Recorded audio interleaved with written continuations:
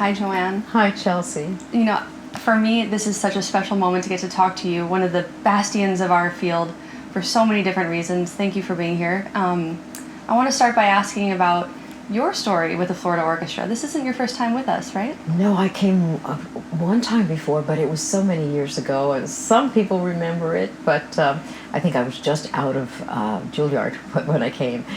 So, of course, that's always a thrilling moment when you get a chance to guest conduct, and I still feel the same way now, you know, coming back and learning from a new orchestra that you haven't worked with for a while, meeting new people, meeting you, because I'm so excited about your career, and I'm so excited that you're working now also with the Virginia Symphony, so we have this connection. We do, and it goes absolutely without saying that the only reason many of us are able to have positions is because of the work that you've done in the past, so I thank you heavily for that. And even though you mentioned that it's been quite a while since you've been here, I guess that kind of aligns with our entire program that you created for us, because many musicians remember when you were here, almost like a thing of legend. So even though time has gone by, your presence certainly has not, faded at all. Kind of like, these huge heroes that we have in these stories that you've programmed for us.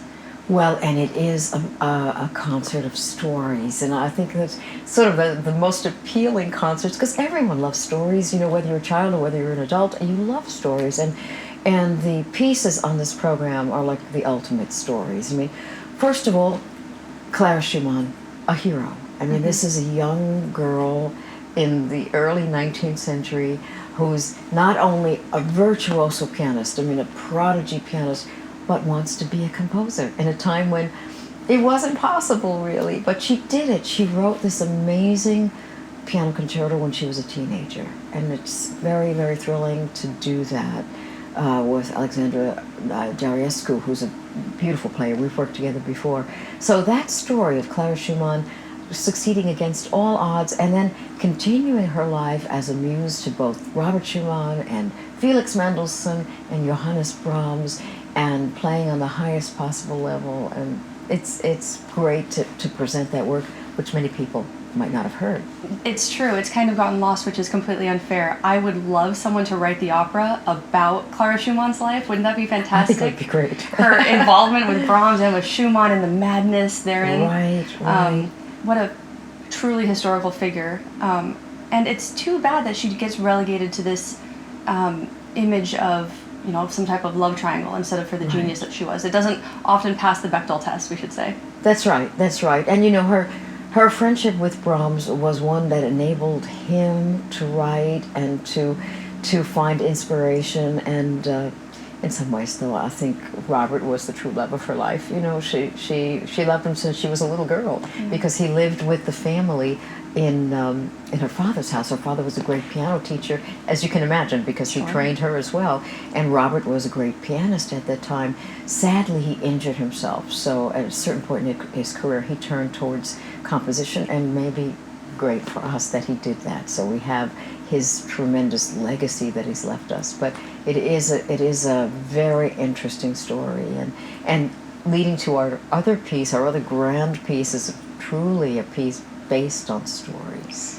Right, with heavy female influence too. That's right. There's so many different ways to frame this piece, and people have been very creative in how to present it. Do you present it as a piece where a man is the forgivable character, or do you present it as where this woman, through her magnificent genius, is able to stay alive? Oh, I think definitely that. I mean, she's the hero of this piece. And what's amazing, Chelsea, is that in that culture, in the Arabic culture, and at that time, because these are centuries-old stories, who would imagine a woman as a hero? But she is a hero, and the Caliph is killing young women because he's been deceived by his wife, and he's sworn vengeance on all women, and she volunteers to try and turn it around, and she does by spinning these amazing tales, and she is really smart because.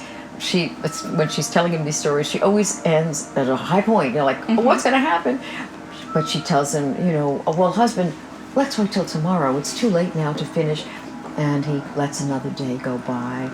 And I'm told, too, that, if you read the stories very carefully, you see it, that she tends to sort of create characters that remind him of himself. And she always says, just like you, he was brave, just like you, my husband. So he gets very intrigued in this. It goes on for 1,001 nights. 1,001 nights. At the end of 1,001 nights, she has 3 children. And the Caliph all of a sudden realizes in this very dramatic moment in the 4th movement that he can't live without her. How did he ever think he could live without her? He loves her, and there's a beautiful ending. And of course, the character of Scheherazade is very present in the orchestra. Our concertmaster, Jeff Moulter, who plays it beautifully. Absolutely stunning.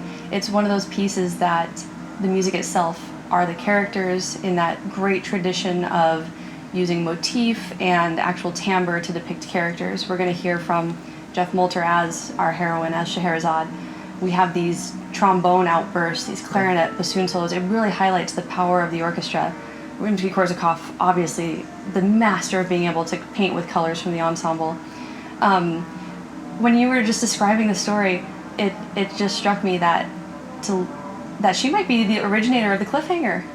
Absolutely. We might have her to thank for that. Yes, absolutely. And the stories went even beyond that, because the stories, many of them, were filled with humor, and often it was the little person who came out on top. It was the person who finds the magic lantern. The poor little boy who finds the magic lantern, or the poor boy who gets to marry the princess. Somehow they fall in love. And this was new. When these stories were translated into French and the Europeans read them, they loved them, because it was about possibility. There was magic, there was dreaming, there was stories that you never could imagine might really happen, but anything is possible in this world. So it's a whole new way of approaching a story. Absolutely, and through her creativity, giving us variations on the hero's cycle. That's right. These same stories that are present in so many pieces, especially some that we've already done on the season, this idea that wherever you come from, it doesn't necessarily matter, because opportunity is there if you're open to finding it. Some of the magical elements that are present in this one, of course, the idea of a tempestuous storm rocking away a ship, 2 lovers meeting, a big, what is it, the Festival of Baghdad? Festival of Baghdad, yes. Rimsky was very wise. He had certain stories in mind, but he doesn't actually tell us which ones. And I think that's good, because the listener can just go in any direction. The first movement and the end of the last movement is definitely a ship. And Rimsky himself was a sailor. I don't know if you knew, he was in the Russian Navy for a long time. So he knew what it felt like to be on a ship. And he creates that ship, the sea and Sinbad's ship. He's Sinbad on that ship, and as you said, a master orchestrator. The music just glistens. It's absolutely astonishing. And to talk about a couple of the truly musical elements of it, the piece opens with this eruptive, we'll say, enunciation of that character, of the Caliph himself, and is dictated by those descending kind of tritone elements. Are there other composers that kind of take the idea of cacophony and turn it into a character that you can think of? Well, Wagner, of course, used leitmotifs for people and things as well. So it's not Rimsky's not alone, but he transforms this theme throughout. We hear the Caliph at the beginning. He's all powerful, and he's not going to be dissuaded. He's going to have his way, and then we hear him later on as he's quite angry in some of the music. In the beginning of the 4th movement, he's angry at something, and Scheherazade is trying to calm him, and she's quite agitated herself because she wants to keep him calm. And then at the end, this magical moment when he's had this epiphany. And Rimsky actually wrote this in his score right at the moment where the ship goes to pieces on the rock. The ship is destroyed in the final movement. Sinbad on his ship is just, the ship explodes. And he wrote in the score, "The ship goes to pieces on the rocks. The Sultan's heart cracks open with love." The Caliph's heart cracks open with love. So that's the moment when he realizes that I'm in love with this woman. And then his theme becomes, in the cellos and the basses, very beautiful, very singing, very gentle. So, and Scheherazade is like weaving around on the violin above him because she's happy. Not only does she love him, but she saved her country. She was able to do that. I mean, what was happening there was, tragedy. So a hero. Absolutely. And what you're describing is kind of a responsibility of the audience, that we have to hear the motif of the Sultan and stick with it for these 40-ish minutes so that we can have that plot moment, the climax, where all the motif is suddenly broken, the character, something changes. Right. So it's really incredible, and I think some of our listeners will hopefully remember some of these techniques from when they've attended our Star Wars or our Harry Potter concerts. John Williams taking over this idea of using motif to paint their characters. Yeah, and it's such an incredible feeling when you get to be in the audience for it. But when you're on the podium, do you ever get lost? Do you ever get swept away or whooshed away with this music? It does happen once in a while where you realize you've been conducting for a couple of bars, a little bit, but you haven't been paying attention to what you're doing. I mean, your physical motions take over, and you realize that you're just sort of levitating slightly because of the beauty of this music. I'm sure you felt that way too. It's amazing to be in the middle of it, and it's amazing to be in the middle of this team of the orchestra. I'm sure you felt this way as well. You have 85 people or more, and they're all incredible artists, and they're all dedicated to making something beautiful happen and giving it to the audience, and they do. Yeah. So I think it's a good place to be. We just need to come up with a couple tens of $1,000s, because I think we need to commission a Scheherazade opera as well. Yes. So we have our Clara Schumann opera, our Scheherazade opera. See, you're right. Because they're stories. Absolutely. And hearing the story in music only without any words. Some people might say, "How will I know?" But I think it's very freeing, because music is that way. You're not told what you have to think. You can follow your own path, and for every single person in the audience this weekend, they are going to be drawing on their life experience and on their imagination to have a unique reaction to this music. I love the idea that there might be a person in our community who isn't murderous like the Caliph, but maybe feeling anger or something distraught, and they come and maybe they have a similar experience that the plot tells them to have, or encourages them to have. I think you're right. It would be great. I always believe that people come into a concert and they've got a lot of things on their mind from the day, everything that's happened, worries that they have. They sit down.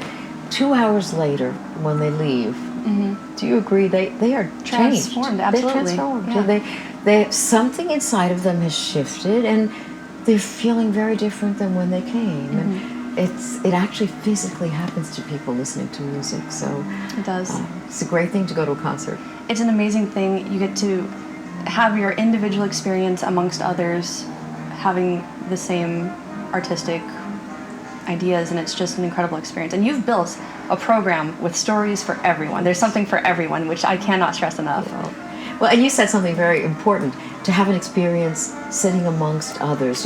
People, of course, we can listen at home, we can listen on our phone, we can listen to music by ourselves anywhere. Not the same as listening with other people. There's always there's almost something sacred about it. There's something very, very unique about being with people silently, but listening to music together. There's nothing quite like it. Well, thank you so much for being here with us. Thank you, Chelsea. It's going to be an amazing set of concerts.